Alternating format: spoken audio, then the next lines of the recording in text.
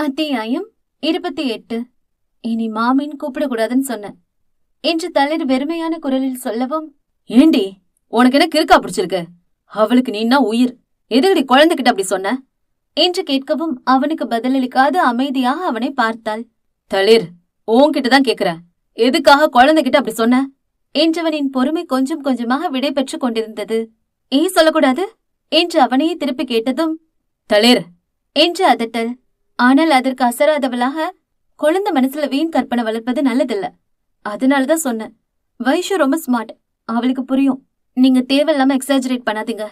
ஏண்டி, நம்ம பிரச்சனை நம்மோட, அவ சின்ன குழந்தை, அவளுக்கு என்ன புரியும்? ஏற்கனவே கல்யாணம் நடக்கலன்னு ரொம்ப உடைச்சு போயிட்டா. நிச்சயம் நீதான் அவளோட மாமின்னு சொன்னதுல கொஞ்சம் நார்மலாக இருந்தா. ஆனா நீ என்ன பேசி வச்சிருக்க? குழந்தையால தாங்கிக்க முடியாதுன்னு தெரியாதா என்றவன் முகத்தில் கலவையான உணர்வுகள். லிசன் தளிர், வைஷு என் பொண்ணு மாதிரி, அவகிட்ட நீ இப்படி பேசுறது இதுவே கடைசியா இருக்கணும். Don't do this again. எனக்கு இது சுத்தமா பிடிக்கல. திரும்ப இது போல நடந்தது, நான் இந்த அளவு பொறுமையா இருக்க மாட்டேன் என்று கடுமையான குரலில் எச்சரிக்கவும் அவளிடம் பதில் இல்லை. உன்கிட்ட தாண்டி பேசிட்டு இருக்கேன் எனவும் அத்தனை நேரம் கொண்டிருந்த மௌனத்தை கலைத்தவள், இதுதான், இந்த ஆட்டிடியூட் தான் எனக்கு பிடிக்கல. நான் என்ன செய்யணும், என்ன பேசணும்னு எல்லாமே நீங்க டிசைட் பண்றீங்க. ஆனா ஏன் இப்படி? Why are you doing this? ஏன்னா புருஷன் பொண்டாட்டி 2 பேர்ல யாராவது ஒருத்தருக்கு உருப்படியா யோசிக்க தெரிஞ்சிருக்கணும். எங்க உனக்கு தான் மூளைன்னு ஒரு வஸ்துவ ஆண்டவன் படைச்சானு தெரியலையே. ஒருவேளை உன் மண்டைக்குள்ள அதை வச்சிருந்தாலும் யூஸ் பண்ணக்கூடாதுன்னு முடிவோட இருக்க. அதுதான் உனக்கும் சேர்த்து நான் யோசிக்கிறேன் என்று கடுக்கடுத்தவன், கொஞ்ச நாள் இந்த பிரச்சனை எல்லாம் முடிகிற வர நீ நான் சொல்றத மட்டும் செய், போதும் என்றான் கட்டளையாக. முடியாது என்றால் உறுதியான குரலில். என்னடி முடியாது என்று இருக்கையிலிருந்து எழுந்தவனுக்கு தலை விண்வெண்ணென்று வலிக்கத் தொடங்கிவிட்டது. பின்னே கடந்த சில நாட்களாக அவன் கொண்டிருந்த அழுத்தம் இதுநாள் வரை இல்லாத அளவு அதீதமானது. இளம் வயதிலிருந்தே தொழிலில் கால் பதித்து ஏற்ற இறக்கங்களுக்கு பழகி சிக்கல்களை எதிர்கொண்டிருந்தாலும் சரத்து மூலமான சிக்கல்கள் அத்தனையும் சவாலானது. மருத்துவமனையிலிருந்து டிஸ்சார்ஜ் ஆகுபவனை காவலில் வைக்கும் வரை உதயால் நிம்மதியாக உறக்கம் கொள்ள முடியாது. இவ்வளவு ஏன், எப்போது கடைசியாக உணவை ரசித்து உண்டான் என்பதே நினைவில் இல்லை. அண்ணாமலையில் தொடங்கி வைஷு, சரத், பெற்றோர், உறவினர் என்று அனைத்து பக்கமும் நெருக்கி பிடிக்கையில் குறைந்தபட்சம் தளிர் அவனை புரிந்து கொண்டாலாவது ஆசுவாசம் கொண்டு அவள் தன்னோடு நிற்கும் பலத்தில் மற்ற பிரச்சனைகளை எளிதாக கையாண்டு விடுவான். மற்றவர்களை விட தளிரை சமாளிப்பதுதான் அவனுக்கு பெரும் பாடாக இருந்தது. தன்னிடமிருந்து ஒதுங்கி விலகி போக நினைப்பவளின் காரணமே இல்லாத பிடிவாதம் அவனை வெகுவாக பாதிக்கிறது. அவன் சிந்தையை சிறையெடுத்திருப்பவள் எதையும் பேசி தீர்க்க முயலாதது மட்டுமின்றி வாயை திறக்காமலே அவனை சோதித்துக் கொண்டிருக்கிறாள். என்று மூச்சை ஆழமாக எடுத்துவிட்டு, லிசன் தளிர், நீ ஒன்னு சின்ன குழந்தை கிடையாது என்றான். அதேதான் நானும் சொல்றேன். Don't treat me like a child. I am a teacher. எனக்கு என் பிரச்சனைகளை பாத்துக்க தெரியும். ஆனா நீங்க ஏன் என்று ஆரம்பித்தவள் தன்னை நிதானித்து, please try to understand Uday. I am absolutely okay என்றாள். என்னடி ஓகே? எதுவும் ஓகே இல்ல. நீ நினைக்கிற மாதிரி சரத் இல்ல, அதை விட மோசமா இருக்கான். எனக்கு நீ முக்கியம். பிரீசி என்னமோ நீ அமைதியின் சிகரம், பொறுமையின் சின்னம், நவீன அன்னை தரசான்னு சொன்னா, ஆனா நம்ம என்ன மாதிரியான சூழல்ல இருக்கோம்னு புரிஞ்சுக்காம ஏன் நீ குழந்தைய விட மோசமா அடம் பிடிக்கிற? உனக்கு இதெல்லாம் கூட தெரியுமா என்று ஆச்சரியத்தோடு கேட்க, எனக்கு எதுவும் புரியாம இல்ல, என் பிரச்சனையை நான் பாத்துக்கிறேன், நீங்க விலகிடுங்கன்னு சொல்றேன். உங்களுக்கு ஏன் புரிய மாட்டேங்குது என்று அவளும் உரத்த குரலில் கேட்டிட, சத்தம் போடாத தளிர், இந்த ஃப்ளோர்ல ஸ்டாஃப்ஸ் வந்துட்டு போயிட்டு இருப்பாங்க, மெதுவா பேசு என்ற போதே அவன் அரைக்கதவை தட்டி நின்றான் செல்வம். கமின் என்றவன் தளிரை முறைத்து கொண்டே நாற்காலியில் அமரவும், உள்ளே வந்தவன் தான் கொண்டு வந்த உணவை கொடுத்துவிட்டு கிளம்ப, செல்வம், இன்னும் 1 மணி நேரத்துக்கு யார் ரூமுக்கு வர வேண்டாம், எமர்ஜென்சி இருந்தா மெசேஜ் மட்டும் பண்ண சொல்லு என்றவன் அவன் வெளியேறவும் அரைக்கதவை சாற்றி தாழ் போட்டுவிட்டு வந்தான். இருக்கிற பிரச்சனை போதாதுன்னு நீயும் ஏன் இப்படி முரண்டு பிடிக்கிற? நான் எந்த பிரச்சனையை தான் பாக்கட்டும்? நீ சாப்பிட்டியா இல்லையான்னு ஒவ்வொரு முறை விசாரிக்கிறதும் உனக்கு ஊட்டி விடுறதுதான் என் வேலையா? உன்னை குழந்தைன்னு சொன்னா மட்டும் கோபம் வந்துடுது என்றவாறு ஏசியை கூட்டி வைத்தவன், நம்ம கல்யாணத்தப்போ சரத் சில நிமிஷம் லேட்டா வந்திருந்தா இந்நேரம் என்னோட தாலி உன் கழுத்துல இருந்திருக்கும். அப்படி நடந்திருந்தா நீ என்னை யாருன்னு கேட்டிருக்க முடியாது. என் பொண்டாட்டி விஷயத்துல என்னை தலையிடாதன்னு சொல்லிருக்க முடியாது. அதை விட நான் உன்னை இப்படி தள்ளி வச்சு பேசிட்டு இருக்க மாட்டேன், புரியுதா என்றதில் அவனை ஏறிட்டு பார்த்தாலே தவிர பதிலளிக்கவில்லை. சோ திரும்ப திரும்ப இதையே பேசி என்ன டென்ஷன் ஆக்காத. சரத் தவிர்த்து உனக்கு வேற என்ன பிரச்சனைன்னு சொல்லு. லெட்ஸ் சார்ட் இட் அவுட் என்று கேட்டபோதும் அவளிடம் கனத்த மௌனம். ஷபா, படுத்துறாளே என்றவாறே தன் அறையில் ஒரு பக்க சுவரை அடைத்திருந்த கண்ணாடி ஜன்னலின் எதிரே சென்று நின்று கொண்டவன் பார்வை வெளியே இருந்தாலும் மனதிலோ திருமண தினத்திலிருந்தே அவளிடம் தென்படும் மாற்றங்கள் ஒவ்வொன்றாக ஊர்வலம் போனது.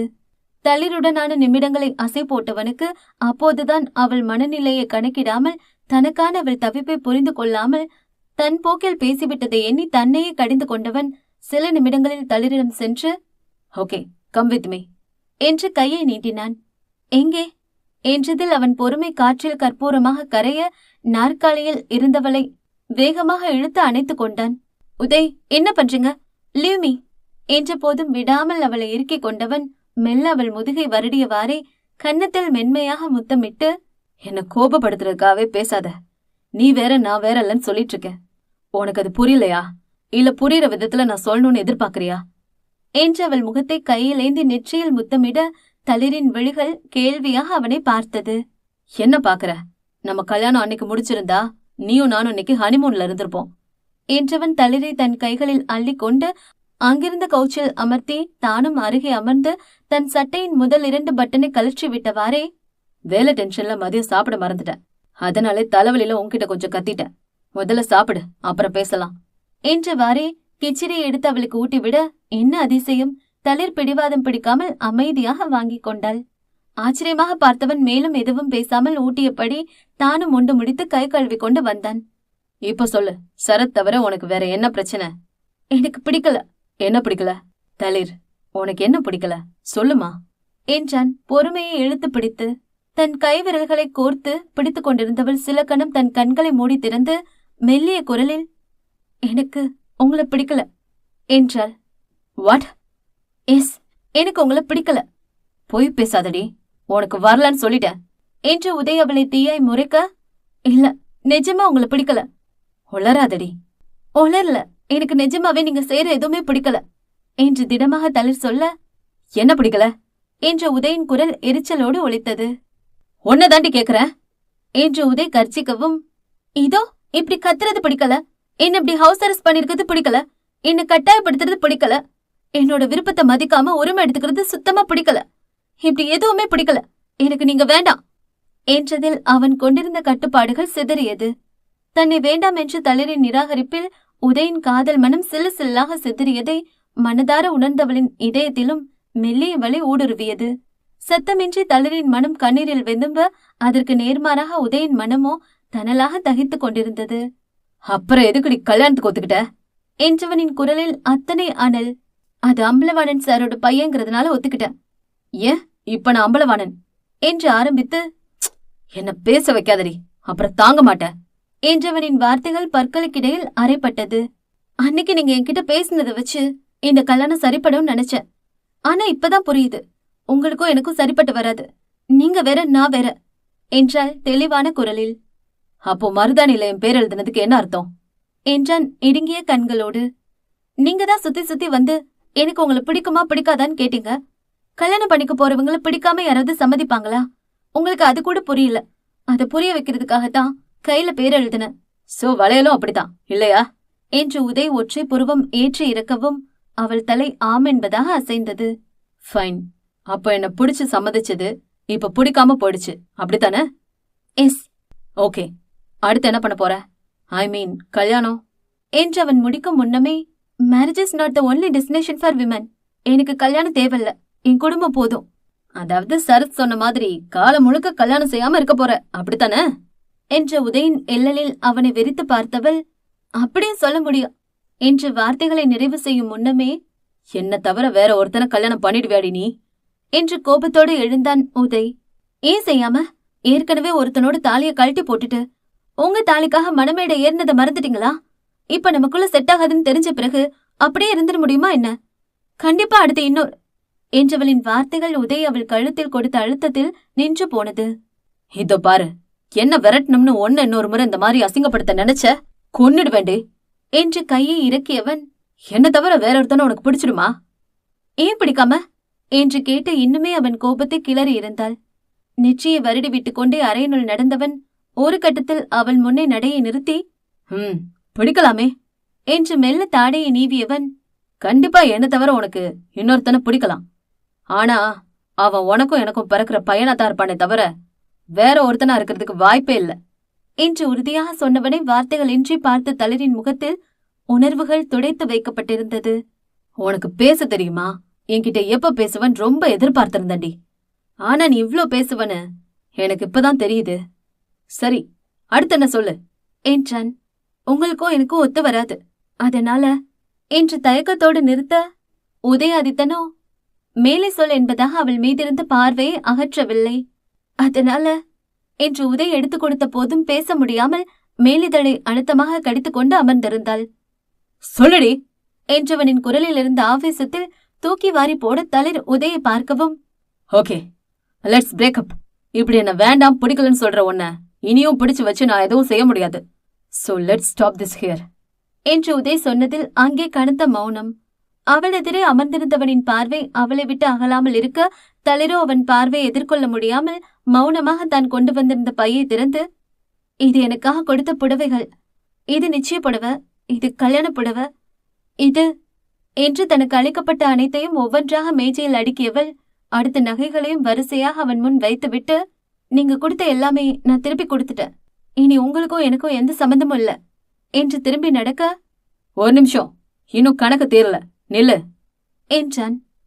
அதான் எல்லாமே கொடுத்துட்டனே, இன்னும் என்ன என்றவளுக்கு எங்கே அவன் அணிவித்த மோதிரத்தையும் வளையல்களையும் கேட்டு விடுவானோ என்ற அச்சம் மேல சட்டென தன் வழக்கரத்தை பின்னி மறைத்து கொண்டாள். நீ தாராளமா கிளம்பலாம், ஆனா நீ சொன்ன கணக்க முழுசா முடிச்ச பிறகு என்றவன். நல்லா யோசிச்சு சொல்லு, எல்லாமே கொடுத்துட்டியா என்றவனின் பார்வை அவள் வலது கரத்தில் படிந்தது. கோல்ட், டைமண்ட், எம்ரால்டு எல்லாமே கொடுத்துட்டனே, வேணும்னா அண்ணி என்று தொடங்கியவள், உங்க அக்கா இல்ல அப்பா கிட்ட கேட்டு கன்ஃபார்ம் பண்ணிக்கோங்க. தேவல்ல என்றவன் மீண்டும் ஒருமுறை நகைகளை ஆராய்ந்து விட்டு, என்கேஜ்மெண்ட் ரிங்குங்க என்றான். அது உன் கையில இருக்கு பாரு, கழட்டி கொடு என்றான். உதய், அது எங்க அம்மா என்று அவள் முடிக்கும் முன்னமே தன் விரலில் அவள் அணிந்திருந்த மோதிரத்தை கழற்றி மேஜையில் வைத்தவன், இதுதான் அத்தை எனக்கு எடுத்தது, இத நீ எடுத்துக்கிட்டு நான் உனக்கு கொடுத்த மோதிரத்தை திருப்பி கொடு என்றன் அழுத்தம் திருத்தமாக. இத்தனை நேரமாக பிரிவை யாசித்தவளுக்கு அவன் ஒப்புக்கொண்டது எதிர்பாரா அதிர்ச்சி என்றால், இப்போது மோதிரத்தை கேட்பது அதைவிடவும் பேரதிர்ச்சியாக இருந்தது. சீக்கிரம் கழட்டடி என்றவன் பொறுமை இழக்க, உதய் அது டைட்டா இருக்கு, நான் வீட்டுக்கு போயிட்டு என்று வார்த்தைகளை நிறைவு செய்யும் முன்னமே பொறுமையற்ற மேஜையை தட்டிவிட்டு எழுந்து கொண்டவன் அவள் வழக்கையை இழுத்து பிடித்து மோதிரத்தை கழற்றி எடுத்துக்கொண்டான். நெஞ்சம் வெதும்ப தளிர் அவனை பார்த்திருக்கையில், அடுத்து வளையல் மிஸ் ஆகுது என்றான். மொத்தம் 12 கோல்டு பேங்கிள்ஸ், 6 டைமண்ட் பேங்கிள்ஸ் இருக்கு பாருங்க என்று பெட்டையிலிருந்து தளிர் எடுத்து காட்ட, இத கேட்கல, நான் கொடுத்த கண்ணாடி வளையல கேட்டேன். அது அது உடைச்சு போயிடுச்சு. எல்லாமாமா? ஆமா. எப்படி என்றவாறே தென்றலுக்கு அழைத்தவன், பிரீசி, உன் அக்கா உனக்கு போட்ட வளையலங்க? அன்னைக்கு வீட்டுக்கு வந்தது கழட்டி பாக்ஸ்ல வச்சுட்டேன் தான். அந்த பாக்ஸ் எங்க? அன்னைக்கு அக்காவே என்கிட்ட இருந்து வாங்கிட்டா, அநேகமா அவளோட பீரோல தான் வச்சிருப்பா. ஓகே என்றவன் தளிரை பார்க்க, எனக்கு ஞாபகம் இல்ல, அது அன்னைக்கு கை தவறி விழுந்து உடைஞ்சிருச்சு என்று ஒரு வழியாக சொல்லி முடிக்க, குட் குட் ட்ரை, பட் இன்னைக்கு நைட்டு நான் வீட்டுக்கு வரும்போது வளையல் என் கைக்கு வந்திருக்கணும். இல்ல அது இல்ல என்று தளிர் படபடக்க, இன்னொரு முறை போய் சொன்ன, நடக்கிறதே வேற என்று சேரியவன் ஒரு பேப்பரை எடுத்து அவள் பையில் கொண்டு வந்த புடவை மற்றும் நகைகள் குறித்த விபரங்களை எழுத ஆரம்பித்தான். என்ன பண்றீங்க? வெயிட் பண்ண என்றவன் பக்கத்தை திருப்பி மிகுந்த யோசனையுடன் எதையோ எழுதி அவளிடம் நீட்டினான். தளிர் வாங்கி படிக்கவும், உனக்கு நான் கொடுத்த எல்லாமே டீட்டெயிலா எழுதியிருக்கேன், இது எல்லாத்தையும் திருப்பி கொடுத்துட்டு கிளம்பு என்று நாற்காலியில் சாய்ந்து அமர்ந்து வலியோடு கண்களை மூடிக்கொண்டான்.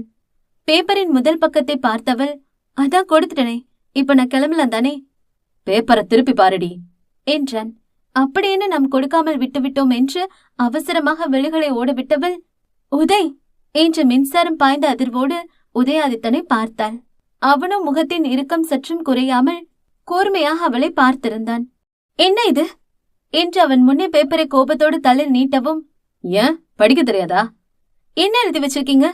இதெல்லாம் எப்படி நான் என்று அவள் திணற, நீதானடி கணக்கு கழிச்சுக்கலான்னு சொன்ன, அப்ப எல்லாத்தையும் திருப்பி கொடுத்துட்டு போ, இல்ல என்ன உன்னால கட்டுப்படுத்த முடியாது என்றவன் எழலாக சொல்ல, no I can't, you have to, உனக்கு வேற ஆப்ஷனே கிடையாது என்றவனின் குரலில் சொன்னது செய்யும் உறுதி. நான் கொடுத்ததை திருப்பி கொடுத்துட்டா நீ ஃப்ரீ பேர்ட். உன்னை டிஸ்டர்ப் பண்ண மாட்டேன். இல்லன்னு சொன்னா இனி நான் சொல்றத மட்டும்தான் நீ செய்யணும். முடியாது என்று சிறு விசும்பலோடு அவனை பார்த்தாள். அப்ப எதுக்கு இன்னும் இங்க இருக்க? வீட்டு கிளம்பு. இன்னொரு முறை கணக்க தூக்கிட்டு வராத. இப்படி பொறுமையா பேசிட்டு இருக்க மாட்டேன் என்றான் இலக்கமற்ற குரலில். கண்களில் திரண்டுவிட்ட நீரோடு மீண்டும் பேப்பரை பார்க்க அதில் திருமணத்திற்கு முந்தின தினத்திலிருந்து இன்று வரை அவன் கொடுத்த முத்தங்களின் எண்ணிக்கையை ஒன்று விடாமல் விரிவாக கணக்கு எழுதி வைத்திருந்தான். நெற்றியில் தொடங்கி அவள் இதழ்கள் வரை அவன் கொடுத்ததை திருப்பிக் கொடுத்து கணக்கை நேர் செய் என்பவனுக்கு என்ன பதில் சொல்வது என்று புரியாமல் தளிர் பார்க்க அவனோ துளியும் இலகாது அமர்ந்திருந்தான். உதய் என்று மெல்லிய குரலில் அழைக்க, ஒரு நிமிஷம் பேப்பரை கொடு. எத்தனை முறை ஹக் பண்ணங்கிறத எழுத மறந்துட்டேன் என்றவன் அதையும் சேர்த்து எழுதி கொடுக்க இதழ்கள் துடிக்க அமர்ந்திருந்தவளுக்குள் பிரளயமே நிகழ்ந்து கொண்டிருந்தது. அத்தியாயம் 29. சீக்கிரம், எனக்கு டைம் ஆச்சு. இன்னும் எவ்வளவு நேரம் அப்படியே உட்காந்துருக்க போற? கணக்க நேர் பண்ணிட்டு கிளம்பு, எனக்கு வேலை இருக்கு என்ற உதயின் குரலில் தளிர் திடுக்கிட்டு அவனை பார்த்தாள். என்னடி லுக்கு? என்னால முடியாது என்று உடனே பதில் வந்தது. அப்ப இதெல்லாம் எடுத்து வைடி என்றான் அதிகார குரலில். இது இது சரியில்லை. எது சரியில்லை? நீங்களே கொடுத்ததுக்கு நான் எப்படி பொறுப்பு என்றவளை இடையிட்டு, அப்போ இந்த நகை புடவெல்லாம் நீ கேட்டு நாங்க கொடுத்ததா என்றான் ஆழ்ந்த குரலில். இல்ல என்று தளிர் அவசரமாக மறுக்க, இதெல்லாம் எங்க வீட்டு மருமகளுக்கு என்ன சார்ந்தவங்க கொடுத்தது. இதை நீ கேட்டுதான் அவங்க கொடுக்கணும்னு இல்ல. அதே போல நான் கொடுத்தது எல்லாமே என் பொண்டாட்டி கொடுத்தது. அதை நீ கேட்டு கொடுக்கணும்னு இல்ல. சோ நீ கேட்காம உனக்கு கொடுத்தத திருப்பி கொடுக்க முடியும் பண்ணா அப்புறம் எல்லாமே கொடுக்கறதான நியாயம் என்று கேட்க தளிரின் தலை ஆம் என்பதாக தன்னிச்சையாக அசைந்தது. யா, நான் கொடுத்ததை திருப்பி கொடுத்துரு. உனக்கும் எனக்குமான உறவு முடிச்சிடும். இட்ஸ் வெரி சிம்பிள் யூனோ என்றான் இலகுவான குரலில். சிம்பிளா என்று அதிர்வோடு அவனை பார்த்தவளுக்கு உணர்வுபூர்வமான முத்தத்தை பொருட்களுடன் ஒப்பிடுபவனை என்ன செய்வது என்று புரியவில்லை. அதெப்படி என்று தொடங்கிய தளிர் இதழ்களை கடித்துக்கொண்டு இயலாமையோடு என்னை புரிந்து கொள்ள மாட்டாயா என்பதாக அவனை பார்த்திருந்தாள். ஏண்டி, நானா அதெல்லாம் உன்கிட்ட கேட்டேன்? நீயா பைய தூக்கிட்டு வந்து கணக்கு கொடுத்த. நமக்குள்ள உறவு முடிஞ்சதுன்னு சொன்ன. நான் விடுபட்ட கணக்கை கொடுத்து முழுசா முடிக்க சொன்னேன். இதுல என்ன தப்பு?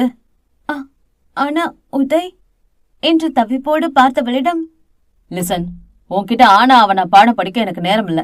ஒன்னு கணக்கு மொத்தமா முடிச்சுட்டு கிளம்பு. இல்லையா இனி ஒரு வார்த்தை பேசாம அமைதியா வாய முடிட்டு போ என்று சொல்லவும் தளிர் அவனையே வெறித்து பார்க்க உதயம் அசராமல் அவள் பார்வையை எதிர்கொண்டிருந்தான். இமை மீறிய கண்ணீரை துடைத்தவள், எனக்கு கொஞ்சம் டைம் வேணும் என்றாள். எவ்வளோ நாள்? Okay, take your own time. ஆனா ரொம்ப டிலே பண்ணிடாத. எனக்கு வீட்டுல எப்போ அடுத்த பொண்ணு பார்க்க போலான்னு கேட்டுட்டு இருக்காங்க என்று சொல்ல தளிரின் இதயத்தில் மெல்லிய வழி பரவ அதை அவள் விழிகளும் பிரதிபலித்தது. என்ன பாக்குற? நீ தானே ஊருக்குள்ள நல்ல பொண்ணுங்க நிறைய இருக்காங்கன்னு சொன்ன. அதுல எனக்கானவள தேடி கண்டுபிடிக்க வேண்டாமா? நீ கணக்கு முடிச்சதும் தான் வீட்டுல பெண் பார்க்க ஆரம்பிக்க சொல்லணும் என்றதில் வேகமாக எழுந்து கொண்டவள் முகத்தில் நொடி நேரத்தில் வந்து போன ரௌத்திரத்தை கண்ட உதயின் அதரங்கள் எல்லலாக வளைந்தது. ஓ, இப்பவே கொடுக்க ரெடி ஆயிட்டியா? கவுண்டிங் ஸ்டார்ட் பண்ணலாமா என்று கேட்டுக்கொண்டே உதய் எழுந்து கொள்ள அவனை கண்டு கொள்ளாதவள் மேஜையில் இருந்த பொருட்களை வேகமாக எடுத்து பையில் அடுக்க தொடங்கினாள். அப்படி என்னடி வரட்டு பிடிவாதம் உனக்கு என்று மனதனுள் கேட்டவாறே நெறிந்த புருவங்களுடன் அமைதியாக கைகளை கட்டிக்கொண்டு கூர்மையாக அவள் உணர்வுகளை அவதானித்திருந்தான். கண்ணீரை கட்டுப்படுத்திக் கொண்டு விடைத்த நாசியோடு பொருட்களை அடிக்க முடித்த தளிர் கதவை திறக்கவும், ஒரு நிமிஷம், இதை விட்டுட்டு போயிட்ட என்று அவன் போட்ட நிச்சய மோதிரத்தை அவளிடம் நீட்டியிருந்தான்.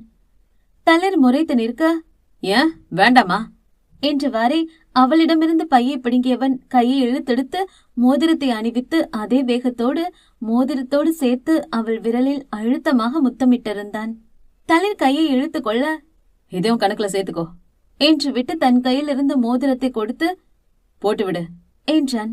நீ கணக்கு முடிக்காதவரை நான் சொல்றதை கேட்டுதான் ஆகணும். போட்டு விடுடி என்று கடுப்போடு சொல்ல தளிரோ முடியாது என்பது போல இன்னுமே திடமாக பார்த்திருந்தவள், நீங்க என்று ஆரம்பிக்கவுமே அவளை இழுத்து அணைத்து கொண்டவன் தளிரின் முகமெங்கும் ஆவேசமாக முத்தமிட ஆரம்பித்தான். அவன் முத்தத்தில் அத்தனை நேரம் கொண்டிருந்த அழுத்தம் விழித்து சிதற, என்ன பண்றீங்க? Don't play with my emotions என்று கோபமாக நகர்ந்த தளிரின் முழங்கையை பற்றி இழுத்தவன், யாருடி? யாரு பிளே பண்றா? நீயா நானா என்று கோபத்தோடு கேட்டுக்கொண்டே அவள் இதழ்களை அழுத்தமாக சேர்ந்திருந்தவனின் வழி முழுதாக அவள் இதழ்களில் வடிந்திருந்தது.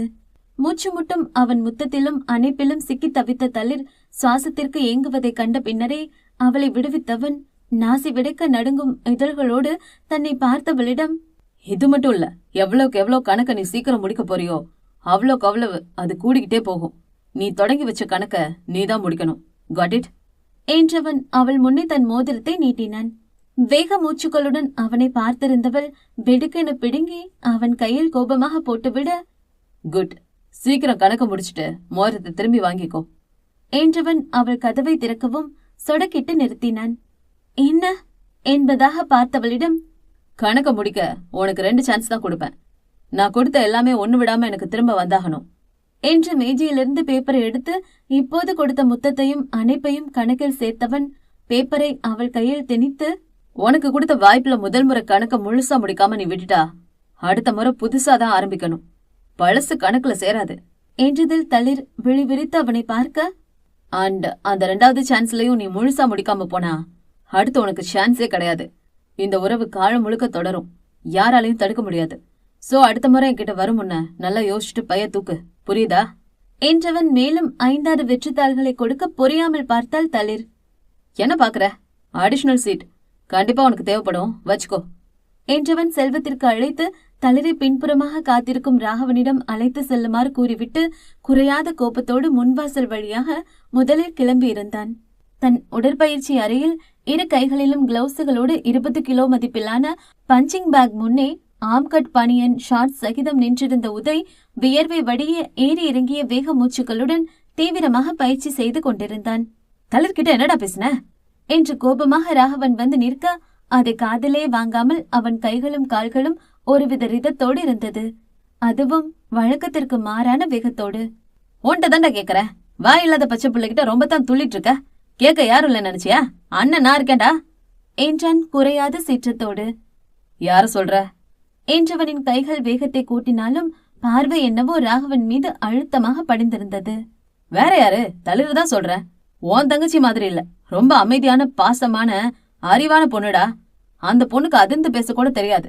யாரையும் கஷ்டப்படுத்த கூடாதுன்னு நினைக்கிற தளிர் அழற அளவுக்கு நீ என்ன சொன்ன என்றவனை ஒரு பார்வை பார்த்த உதய் மீண்டும் 2 கைகளாலும் மாறி மாறி பையில் குத்துவிட்டு கொண்டிருந்தான். பதில் சொல்டா, என்ன பதில் என்றவனின் குரலில் இருந்த ஆவேசத்தை ராகவன் அறிந்தானோ இல்லையோ, எதிரே இருந்த பஞ்சிங் பேக் உள்ளுக்குள் வாய்விட்டு கதறி கொண்டிருந்தது. வந்த நாள்ல இருந்து இன்னைக்குதான் என் கூட கொஞ்சம் சந்தோஷமா சிரிச்சு பேசி விளையாடிட்டு இருந்த பொண்ண இப்படி அழ வச்சுட்டியடா என்று ராகவன் சொன்ன கணம் உதயின் கைகள் ஒரு நொடி அசைவற்று போனாலும் அடுத்த கணமே அவன் ஓங்கிவிட்ட குத்தில் பஞ்சிங் பேக் ராகவன் மீது மோதியிருந்தது. முகத்தில் வந்து அரைந்த பையன் வேகம் தாழாமல் தடுமாறிய ராகவன் அதையே பிடித்துக்கொண்டு தன்னை நிலைப்படுத்தி திகைப்போடு நண்பனை பார்த்தான். தேவையில்லாம பேசி அடிவாங்காத, கிளம்பு என்ற உதய் கிளவுஸை கழற்றி வியர்வையை வழித்து விட்டவன் மீண்டும் அணிந்து கொண்டு கைகளை ஓங்கிட ராகவனோ மூக்கை தேய்த்து விட்டு பையை விடாமல் இறுக்கமாக பிடித்துக் கொண்டான். நகருடா என்றவனிடம் அத்தனை சீற்றம். மச்சான், உனக்கு யார் மேலடா கோபம்? எதுக்கு அப்படி பண்ணிட்டு இருக்க? எதுவா இருந்தாலும் பாத்துக்கலாம் வா என்று அழைத்த போதும் அதை காதிலே வாங்காதவன் கிளவுஸை கழற்றி எறிந்து விட்டு அங்கே இருந்த டம்பிள்ஸை எடுத்துக்கொண்டு கைகளுக்கு பயிற்சி கொடுக்க தொடங்கியிருந்தான். மச்சான், நானும் பாத்துக்கிட்டு தான் இருக்கேன். உன் போக்கே சரியில்லை. வீட்டுக்கு போற வழி முழுக்க தளிர் கண்ணுல இருந்து தண்ணி நிக்கவே இல்ல தெரியுமா? என்னம்மா ஆச்சுன்னு கேட்டாலும் பதில் சொல்லல. வீடு வரவும் எங்க அம்மா பாப்பாங்களோன்னு அவசரமா வெளியிலேயே முகம் கழுவிட்டு உள்ள போச்சு என்றதில் உதயிடம் எந்த மாற்றமும் இல்லை. டம்பிள்ஸோடு ரிவர்ஸ் லாக் செய்ய தொடங்கிவிட்டான். தளிர இங்க விடுறதுக்கு வந்தப்பவே நீ கோபமா ஆரம்பிச்ச, அப்புறம் என்னாச்சு சொல்லு என்று டம்பிள்ஸை பிடுங்கி, அவ பேச்ச எடுத்துட்டு இங்க வராதடா என்று ராகவனை முறைத்து கொண்டே உதய் டம்பிள்ஸை பிடுங்க அவனோ அதை கொடுக்காமல், அப்ப உனக்கு தளிர் மேல கோவம் அப்படித்தானே என்றிட, ஆமா அதுக்கு என்ன என்றவன் உடனே ஜம்ப் ஸ்குவாட் செய்ய தொடங்கிவிட்டான். அதுக்கு என்னவா? டேய், உன்னால தளிர் அழுத்துட்டு இருக்கான்னு சொல்றேன், நீ இவ்ளோ கேர்லெஸ்ஸா இருக்க? பாவம், அப்பா இல்லாத பொண்ணுடா. எதுவா இருந்தாலும் பொறுமையா எடுத்து சொல்லு, புரிஞ்சுக்கும் என்றவனை ஒரு பார்வை பார்த்தவன் தன் போக்கில் பயிற்சியை தொடர்ந்து கொண்டிருந்தான். உன்கிட்ட தான்டா பேசுறேன், காதல விழுதா? என்னால அழல, என்ன பிடிக்காதால அழறா என்று வரை புஷ்அப்ஸ் எடுக்க உதய் முன்னே கீழே அமர்ந்த ராகவன், என்னடா சொல்ற என்றான். எங்கே தான் தவறாக கேட்டுவிட்டோமோ என்று. என்ன ஏன் கேக்குற? என்ன பிடிக்கலன்னு சொன்னவளை போய் கேளு என்று எரிச்சலோடு உதய் கிளாப்பிங் புஷ்அப்ஸ் எடுக்க ஒவ்வொரு முறையும் அவன் கைகளை தட்டும் சத்தம் அத்தனை அதிர்வோடு அறையெங்கும் எதிரொலித்தது. மச்சான், என்ன நடந்ததுன்னு சொல்லாம எனக்கு எப்படி தெரியும்? ஏன் தளிருக்கு உன்னை பிடிக்கலையா என்று கேட்கவும் தன் பயிற்சியை நிறுத்திய உதய் அப்படியே கண்களை மூடிக்கொண்டு தரையில் தளர்ந்து படுத்து விட்டான். சில நிமிடங்களில் அவன் மூச்சு சீர்படவும் துண்டையும் தண்ணீரையும் அவன் முன்னே வைக்கவும் வியர்வையை துடைத்தவாறே நடந்ததை உதய் சொல்லி முடிக்க ராகவனுக்கு அதிர்ச்சியில் வார்த்தை வரவில்லை. உன் தொங்கச்சி பேசின பேச்சு போதுமா என்று உதய் தண்ணீரை நிதானமாக குடித்த போதும் அவன் கோபம் மட்டுப்படுவது போல தெரியவில்லை. வில்லங்கம் பிடிச்சவனே, அதுக்கா நீ என்னடா கேட்டு வச்சிருக்க? வேற என்ன செய்ய சொல்ற? நான் அப்படி கேட்கலனா உன் தொங்கச்சி வீட்டை விட்டு கிளம்புறேன்னு சொல்றா. அவளை தடுக்க எனக்கு வேற வழி தெரியல. என்ன பிடிக்கலையா? நான் வேண்டாமா? என்ன விலக சொல்லி என்ன வேணும்னாலும் பேசலாமா? இதோ பாரு மச்சான், அவளுக்கு எப்படியோ தெரியாது. ஆனா எப்போ அவ என் மனசுக்குள்ள வந்தாலோ அப்போ இருந்தே அவளை என்னோட பொண்டாட்டியா தான் பாக்குறேன். ஊரறிய தாலி மட்டும்தான் கட்டல, அதுக்காக என்ன வேண்டான்னு சொல்வாளா? விலகி போவாளா? அப்படி போன பிறகு சந்தோஷமா இருந்துருவாளா? எதையுமே மனசு விட்டு பேச மாட்டேங்கிறாடா. என்னை பத்தி யோசிக்கிறவ அவளை பத்தி யோசிக்கவே மாட்டேங்கிறா. இதே தாலி கட்டின பிறகு இப்படி நடந்திருந்தா இதெல்லாம் பேசிருப்பாளா? இல்ல அவ சொல்றதுக்காக நான் விட்டுட்டு போயிட முடியுமா? அப்படி போனா நீயே வந்து என் சட்டையை பிடிச்சு கேள்வி கேட்க மாட்ட என்று திருப்பி கேட்க பதில் சொல்ல முடியாமல் அமர்ந்திருந்தான் ராகவன். அதுக்காக இப்படியாடா? சரி, வேற எப்படி சொன்னா உன் தங்கச்சி கேட்டு அமைதியா இருப்பான் நீயே சொல்லு என்று கேட்க ராகவனுக்கு முதல் நாள் தளிர் பேசியது நினைவில் எழ, நிச்சயம் யார் சொன்னாலும் கேட்கும் நிலையில் தளிர் இல்லை என்பது உள்ளங்கை நெல்லையாக புரிப்பட்டது. அவளுக்காடா பேச தெரியாதுன்னு சொன்ன? கொஞ்சம் விட்டா பேசியே என் கழுத்து அறுத்திருப்பா. திருக்குறள்ல தொடங்கினவ. நான் விட்டிருந்தேன்னா நான்மணிக்கடிகை, நாலடியார், விவேகானந்தர், அப்துல் கலாம்னு நான் ஸ்டாப்பா போயிருப்பா. நானே எதிர்பார்க்கல மச்சான், அந்த பேச்சு பேசுறாடா என்று நண்பனை யோசனையுடனே பார்த்திருந்தவன், ஒருவேளை நீ கேட்டதெல்லாம் கொடுத்துட்டா என் தங்கச்சியை விட்டுருவியா மச்சான் என்றவனின் குரலில் அத்தனை தவிப்பு. யாரு, உன் தங்கச்சியா என்றவன் மனமோ தளிருடனான நிமிடங்களில் திளைத்த மேல அதரங்களில் நெளிந்த குறுநகையோடு, அதுக்கெல்லாம் வாய்ப்பே இல்ல என்றான். உனக்காக யோசிக்கிற தளிர் ஒருவேளை அதே செஞ்சுட்டா என்னடா பண்ணுவ? சொன்ன மாதிரியே விட்டு விலகிடுவியா என்று ராகவனின் மனமோ தளிர் எப்போதுமே கணக்கை தீர்த்து விடக்கூடாது என்று வேகமாக அடித்துக் கொண்டது. ஏண்டா நீ என்ன லூசா? என்ன மச்சான் இப்படி கேக்குற? வேற எப்படி கேட்க? நான் தான் சொல்றேனே, அதுக்கெல்லாம் வாய்ப்பே இல்ல. அப்படியே அவ கொடுத்தாலும் கணக்கு தப்புன்னு சொல்லி கோட்டை அழிச்சிட்டு முதல்ல இருந்து வர சொல்லுவேன் என்று சிரிப்போடு உதய் கண் சிமிட்ட, அட பாவி என்று வாய்மேல் கை வைத்து விட்ட ராகவன், அடுத்த முறை சரியா கொடுத்துட்டா என்ன பண்ணுவ என்றவனுக்கு அவர்கள் பிரிந்துவிடக்கூடாதே என்ற பரிதவிப்பு. அப்பவும் கோட்டை அழிப்பேன். சரியா கொடுத்த அப்புறமும் ஏண்டா? ஏன்னா அவளுக்கு மட்டும் இல்ல, எனக்குமே கணக்கு தெரியாது மச்சான். என்னடா சொல்ற? அப்ப நீ கொடுத்தது பொய் கணக்கா என்று ராகவன் வாயை பிளக்க அதில் அட்டகாசமாக சிரிக்க தொடங்கிவிட்டான் உதய். ஏண்டா கணக்கு வச்சு கொடுக்க இதென்ன கடலை முட்டாயா என்றவன் முகத்தில் வெட்கத்தின் கேற்று. திறந்த வாய் மூடாமல் நண்பனை பார்த்திருந்த ராகவன், பாவண்டா தளிர் என்று முணுமுணுக்க, மச்சான் நிஜமாவே நான் கணக்கு வச்சுக்கலடா என்றவனின் அதரங்களில் வெட்க புன்னகை தவழ்ந்தது. எமகாதகண்டா நீ. தளிர் எந்த பக்கமும் போக முடியாதபடி மொத்தமா கேட் போட்டுட்ட என்று சிரிக்க, சின்ன குழந்தை விட மோசமா இருக்கடா. சரத் பிரச்சனைக்கு முடிவு கற்று வர இவ்வளவு இப்படித்தான் சமாளிச்சாகணும். உன் தொங்கச்சிக்கு 2 சான்ஸ் கொடுத்துருக்கேன். அவ எத்தனை முறை கணக்கு தீர்க்க வந்தாலும் அவளை எப்படி வழி கொண்டு வரணும்னு எனக்கு தெரியும். நீ கவலைப்படாம கிளம்புடா என்று சொல்ல நிம்மதி புன்னகை தவழ வீட்டிற்கு கிளம்பி இருந்தான் ராகவன். சரத் வந்து பேசி சென்றதில் மற்றவர்களை விட அதிகம் காயப்பட்டு போனது சீதாதான். அதிலும் அவன் காண்பித்த வீடியோவில் தளிரும் அவனும் ஒரு வீட்டிற்குள் நுழைந்து அறைக்குள் சேர்ந்து செல்வது போல இருந்ததை கண்டதில் அவர் இருதய துடிப்பே சில கணங்களுக்கு நின்று போயிருந்தது. இத்தனை வருடங்களாக மகளின் வாழ்க்கையை காப்பாற்றிக் கொண்டு வந்தவருக்கு திருமண மண்டபத்தில் அத்தனையும் அவன் சுக்கு நூறாக்கியதில் ஏற்கனவே மனமுடைந்து போயிருந்தவருக்கு உதயின் வார்த்தைகள் இருண்டிருந்த மகளின் எதிர்காலத்தின் சிறு ஒளிக்கீற்றாக இருந்தது. ஆனால் தளிர் அவன் குழந்தைக்கு தாயாகியதாகவும் கருவை கலைத்ததாகவும் அவன் சொன்னதில் முழுதாக நொறுங்கி போயிருந்தார். எப்படியாவது மகளை கலங்கமற்றவள் என்பதை நிரூபிக்க அடுத்த நாளே தன் முதலாளியிடம் சென்று நின்று விட்டவர் அவர் மூலமாக வக்கீலை பார்த்திருந்தார். வக்கீல் ஆபீஸில் இருந்து திரும்பிய சீதா மிகுந்த யோசனைக்கு பின் மீண்டும் முதலாளியை நாடியிருந்தார். பின்னே அவர் தங்கை மருத்துவராக இருப்பதால் அவரிடம் தன் பெண்ணின் கன்னித்தன்மையை நிரூபிக்கும் சோதனையை நடத்தி கொடுக்குமாறு கேட்டிருந்தார். சீதா கேட்ட உதவி சாதாரணமானது கிடையாது. நிச்சயம் தன்னால் முடியாது என்று அவர் மறுத்துவிட்ட போதும் கடந்த 2 நாட்களாக விடாமல் அவரை தொடர்பு கொண்டு பேசி வந்தவர் இப்போதும் அவருக்கு அழைத்து, ப்ளீஸ் மேடம், என்ன புரிஞ்சுக்கோங்க. இது என் பொண்ணோட வாழ்க்கையை தீர்மானிக்கிற விஷயம். நிச்சயமா சமந்தி வீட்டுல அவங்க கேட்கும் கேள்விக்கு என்னால பதில் சொல்ல முடியாது. என் பொண்ணு தப்பானவல்ல, அதை நிரூபிக்க இதை விட்டா வேற வழி இல்ல. இப்ப வரைக்கும் என் பொண்ணை நம்புற மாப்பிள்ள அவன் அந்த வீடியோவை காட்டின பிறகு நிச்சயம் நம்ப மாட்டார் மேடம். தயவு செஞ்சு உதவி பண்ணுங்க. சீதா, நீ கேக்குறது சாதாரண உதவி இல்ல, இதுல நிறைய சிக்கல் இருக்கு, புரிஞ்சுக்கோ. மேடம் ப்ளீஸ், உங்க தங்கச்சி கிட்ட நீங்க சொன்னா செய்வாங்க. என்ன பத்தியும் என் பெண்களை பத்தியும் உங்களுக்கு தெரியும் தானே. எனக்கு வேற யார உதவி கேட்கறதுன்னு தெரியல. உங்களை தான் மழை போல நம்பி இருக்கேன். எனக்காக இதை செஞ்சு கொடுங்க மேடம் என்று சீதா கண்ணீரோடு சொல்ல, சரி சீதா, நான் பேசிட்டு சொல்றேன் என்று வைத்து விட்டவர் அடுத்த சில மணி நேரங்களில் அழைத்து தளிரை குறிப்பிட்ட நாளில் மருத்துவமனைக்கு அழைத்து வரவும் சொல்லியிருந்தார்.